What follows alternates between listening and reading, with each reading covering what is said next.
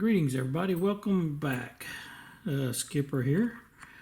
A couple videos ago, you guys saw me take this cool little proven lock and pick it and go through and tell you what I really like about it, and I still really like these.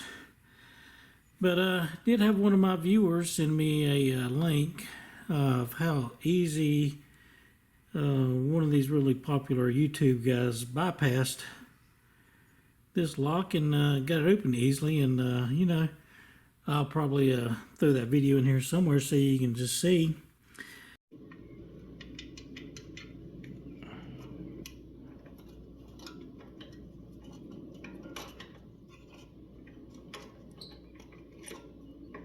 So I was like, dadgum, you know, I own one of these things, and these things are not cheap. They're really well made, but wanted to see how he bypassed it that easy. So, you know, I went and got me a Coke can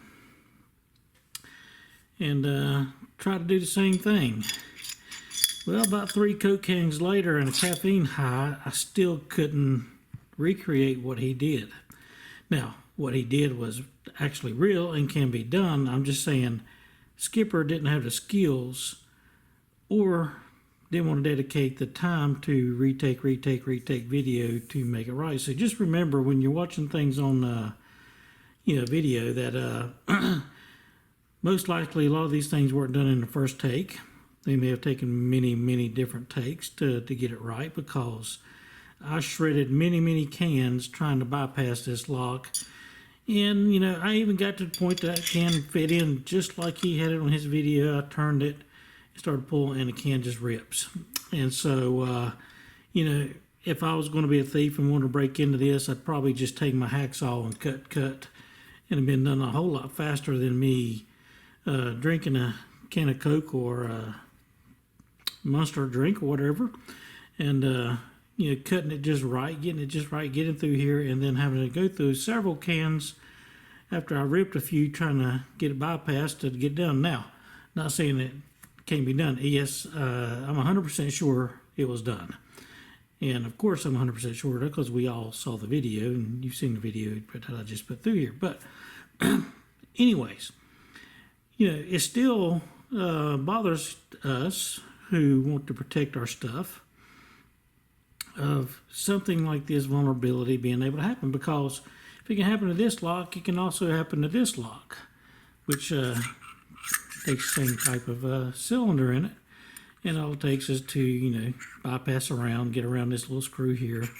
You got to have knowledge of actually where the T&L handle points, and you can just go through and probably bypass it. But you say, well, Skipper, how can we keep that from happening? Well, that's why I've got these sitting right here, because I want to show you some nice options of what to do, and or to how to take your lock apart and let's just go through a good upgrade, which I already did before that video ever came out. But anyway, I want to show you. This is a cheap Chinese, just got it off of eBay, T&L cylinder, and that's what's used in these locks. So, you know, if you take this, you put it right in here, it installs just like that, right there. And as you can see, you know, it pops right in and goes through. Now, here's the vulnerability of that cheaply made Chinese product.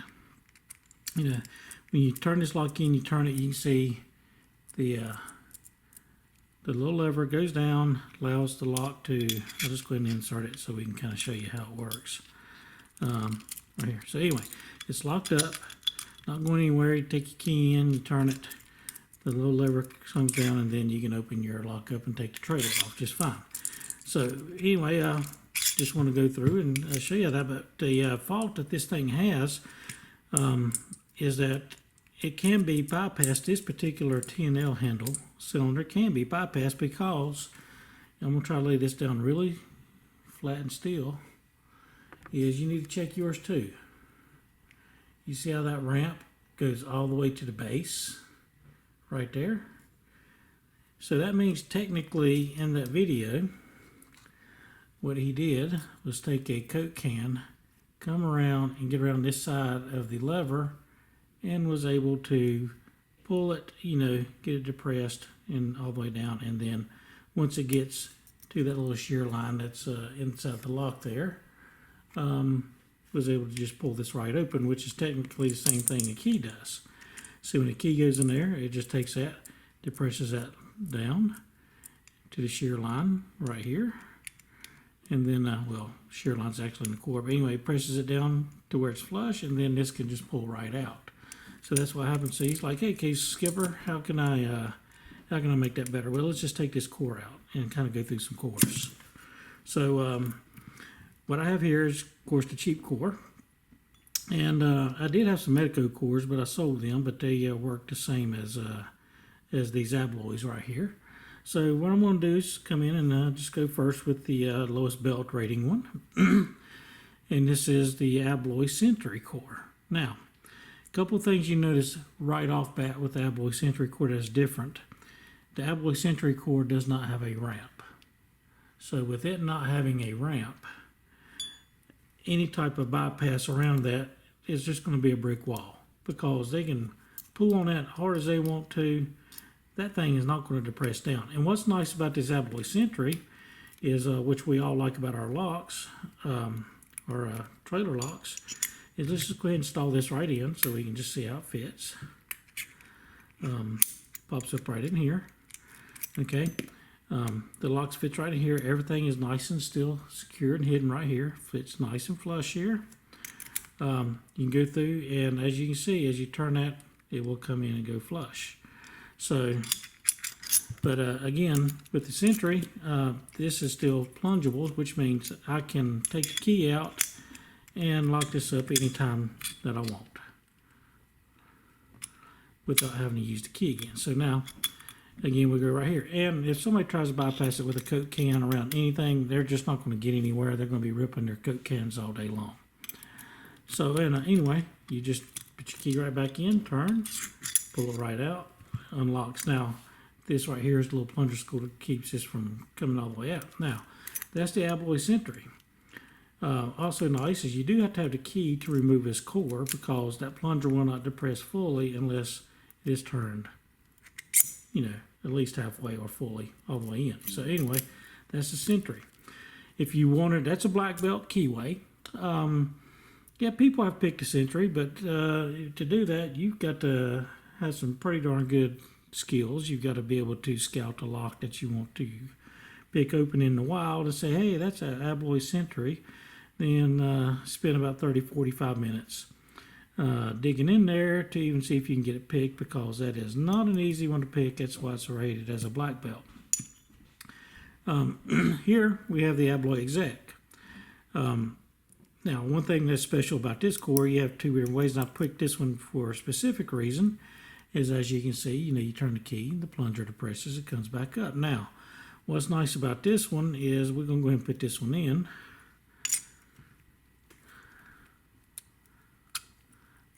And it will pop in right there and go all the way up. Now, if you look closely at this one against the other lock that we had, against the cheap Chinese, is when you look at this plunger first, because some of them are key retaining, some aren't, you see this plunger has a little bit of room right in here. Now I'm going to zoom in a little bit closer so you can see. So you can check your locks to make sure that yours is this way so you can't be bypassed like was in the video. But as you can see, the difference in between this one is you see a little bit of straightness right here. That's going to do the same thing that this one did, because this is going to be up above inside the lock body.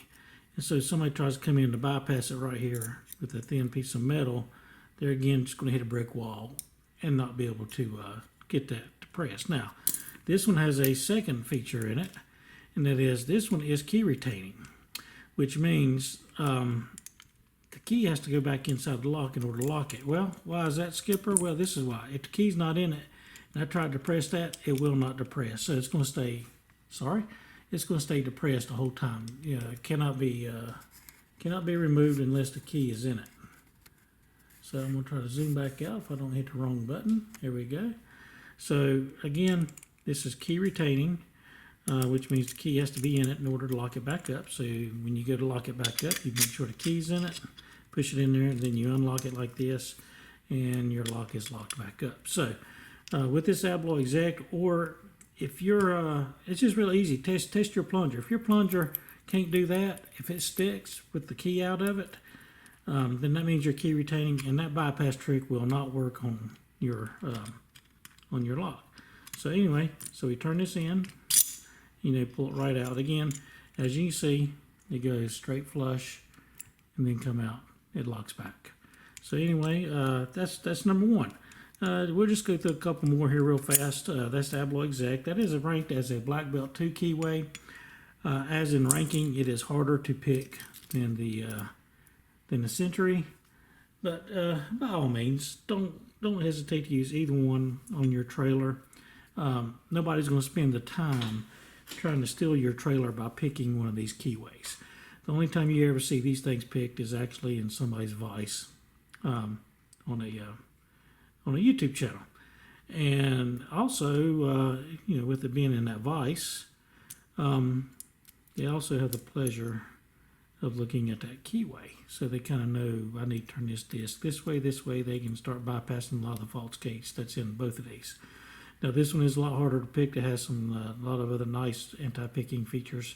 But you saw that. Now we can go from a Black Belt 2 to the Black Belt 3 keyway right here. Now this is the Abloy Protect. Not to be confused with the Protect 2. This is the Protect. You can tell the difference really fast by the key by looking right there, and it does not contain the ball bearing required that the Protect 2 has that locks the core. Hello, kitty. All right, so yeah, I'm trying to teach them a little bit about lock security and to upgrade their stuff, okay? So this one here, as you can see, I can press this plunger down with the key out. So we can lock this thing up without the key being present. So let's just go ahead and actually can install the core without the key being present. I have to turn so they'll go all the way down. But we'll get in there and it's nice. And now it depresses just enough that I can put this right inside of here and, open and close the lock. No problem, just fine with that. And as you can see, just nice little care. It sticks out just a little bit, but not enough to make it non-secure. So anyway, these are guttable, rekeyable locks. So if you have a Protect keyway, you can rekey these things to your liking. And like I say, you just turn it, open it this way, close it right back up. And now you have a third degree black belt lock right here, in which very, very few people on this planet have picked the Protect or Protect 2 keyway. Wonderful, wonderful. But again, we're talking about something that has been picked, but you're not going to need to worry about it on your trailer. And definitely this one is not going to be bypassed because, again, I'll pull this out. Abloy's done a great job to make sure that their plunger is up just high enough, as you can see, that if somebody tries to get a piece of metal in between here and the lock body, they're just going to sit there and grab nothing right there and rip their Coke can. So the only thing thin enough to fit in here is about the thickest part of aluminum can. So anyway, like I said, they're going to try to stick it in there, but no. But if you're even the least bit hesitant about even putting anything with a ramp in, boom, just go right there to the Century. Century is good. It's a very affordable upgrade option for the security you get.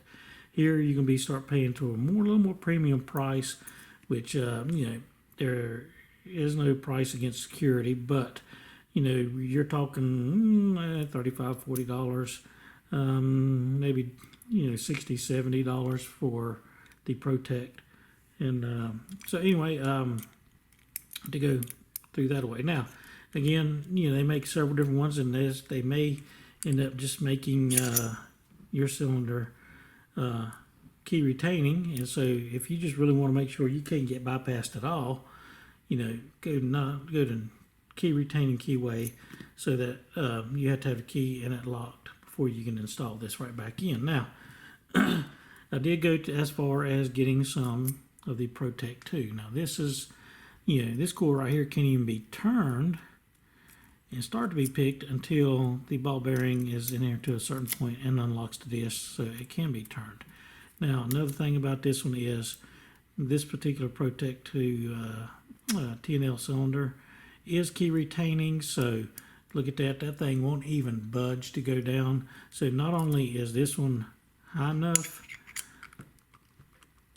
to, I'm only going to turn this right to get it installed. High enough to have a,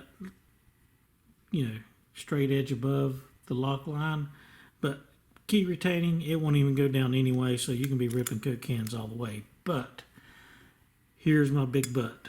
You cannot use the Protect 2 T&L cylinders on this lock. And this is why. Because you don't want to sit there and put, again, key retaining, I gotta have it unlocked, put in, go right here. Everything, may look great at this point, but if somebody really wanted to, push that back, and you start to expose a little bit of a screwdriver, a little bit of screw head right here. And I'm going to zoom in on this on the Protect 2. So don't use the Protect 2.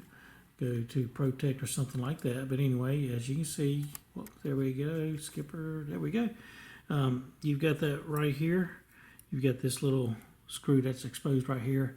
If they can get that screw out and this one out on the other side right here, they can start to disassemble your core. So let's not let that happen. And again, may take a while for them to get everything out and do that. Again, you can probably take a hacksaw or power tool or something, cut it quicker, then you can get into these. But I did want to point that out to you. So the T&L handle cylinder is just a little bit too long on this one for the Protect 2 to work. But I did want to show you that, all T&L handles do work in there. And you say, why does this one work, Skipper, not that one? Well, if we come in and look at how the design of the Protect 2 is as compared to the other ones, you can see the plunger is all the way to the back on this one and not quite to the back on that one, which allows, which means when this thing's sitting in here, it's actually not back all the way. It sits forward too much. And, you want your cylinder to sit all the way in flush so it can be protected by that stainless steel housing right here. But again, if you just look at the Sentry, the Sentry may not go all the way back in there, but it is nice and a little bit shorter that you can see when it pokes through. It's going to have good. Ablo Exec is a little bit longer. It does fit in a little more, snugly all the way inside of that, so it does fit nice. But again, we can get those in and do that. But again, let's do that cheap Chinese one back in there so you can kind of see, again, how that works against the other ones I just showed you. Again, look at the ramp. The ramp goes all the way to the base, which means it is possible to pull that out. Now, I'm going to sit there and say this one has a pretty good spring on it, and you can even see my pick starting to bend. So you can imagine, me trying to, with a thinner piece of aluminum, there it is. You can see how much pressure I put on that thick of a pick, which cannot fit in between to do that. It has to take something half that thickness to get around. The reason why I went through and I was ripping Coke cans left and right, trying to duplicate what that wonderful gentleman did. I mean, gosh, he has some great videos and shows you some great vulnerabilities to locks, and you learn a lot of stuff from that. But it's fun to get into them and just show how somebody made a mistake. But Skipper's here to show you how to rectify that mistake. Take something that's really, really well made, solid stainless steel, really good mechanism here, and let's just make it better. Let's upgrade this thing. Let's make it better. Let's make it good. Let's do what it's supposed to do. Let's make sure nobody can watch a video and then go out to your boat and RV storage area and start playing around taking locks off of trailers. So, that's probably somebody watches these videos. That's probably what they would do for fun. They'll probably go out there and start taking locks off of trailers and, and throwing them around, not stealing your stuff, but really making things insecure or even, opening it up to be vulnerable to somebody else. So anyway, I kind of want to show you that. This is great. This is a solid stainless steel cylinder right here, which is really good because if this thing's going to be on your trailer and you turn it behind your car and all the weather elements, it's really going to last a really, really long time. And, this is really meant for, medium duty security, because it's meant to keep it locked down on your trailer while you go in to eat or whatever. Nobody's going to come out and mess with your stuff. No easy access. But definitely using one of these good Abloy cylinders right here, or even a Medico cylinder, because I've tested those. Those work really, really good too as replacements in these. And like I said, nobody's going to be able to spend the time to pick that thing open. Nobody's going to spend that amount of time working on a lock when they're better off bringing a power tool and just cutting it right off if they really wanted to steal your stuff. So anyway, guys, I really appreciate you tuning in. And yeah, I did probably ought to show you one real quick thing, because I mentioned that you can't get that pick in between there, and I kind of just want to show you that you can't. That's I'm trying to get right in between there, and there's just no way that even that pick, and you saw how tough it was for me to even bend the cheap Chinese one down. So that was a great video that gentleman showed. Really, really cool, very entertaining. I just thought, I just laughed. I was like, whoa, that is pretty cool. He just got into this lock. But just remember, Skipper tried it. Skipper failed many times trying to bypass this his same way. I even studied the Coke can a little more and wanted to go through and, get it exactly perfect just like he did. And I really wanted to succeed on getting it open. But I finally just turned around and said, somebody might be able to do it first try. Skipper couldn't do it over many tries. And then, you've got to know exactly how to cut that Coke can, where this lock's plunger is, located on this to know where you're going to bypass it, because you can't tell by just looking at it. So somebody's got to have knowledge of the lock, knowing where to bypass it. Of course, they can watch that video and say, hey, let's go out and find a proven lock, and now let's go bypass it. Well, that's, that's great, but you can sit there and once you come to this one, you can say, all right, where's the bypass point on this one? I don't know. Yeah, exactly. So you might be trying to bypass the wrong thing and ripping Coke cans all day long. So anyway, Skipper just kind of want to put your minds a little bit ease, with that if you did like me and you spent a bunch of money on a couple of these, it's all good. If you want to keep your current lock, you're probably not going to get bypassed. I'll sit there and say I've got tubular picks that can pick this thing open a whole lot faster than I can bypass it. The DD lock cylinder you saw me, I can pick it a whole lot faster than I can bypass it. But you really want to get to that next level of security, go grab you an Abloy, go grab you a Medico, go grab you something, a good T&L cylinder that has some really good security pins and features in it, so that you won't have to worry about keyway security. It's that you want to make somebody make a lot of noise to cut through this thing and draw attention to themselves, and then at that point they're going to say, nah, I think I'm going to go on to the next trailer. So anyway, thank you guys for tuning in. I know it's kind of a little boring, but I did, it's more of an educational. I wanted to help some people out, because there really is a good product, and it probably doesn't just apply to this one. There's many puck locks made out there like this, that you might sit there and say, whoa, okay, maybe those can be bypassed. Well, I want to show you what you can do with your T&L cylinders, that you can do, that you don't have to worry about a very, very simple low security bypass trick on that. And again, I wouldn't exactly call that low security. I would call that very much a talented bypass, because I couldn't do it. And like I said, I was ripping Coke cans and got on a caffeine high that I had to go through so many Coke cans, recutting them and redoing them, that I couldn't get in there. So maybe next time I might try beer cans. It might be a little bit more fun trying to get into it if I switch from Coke cans to beer cans. So anyway, if you made it to the end of the video and you heard that comment, give me a good ah-ha-ha at the end and let me know that you made it to the end with Skipper. Anyway, guys, thanks for tuning in. Have a good day.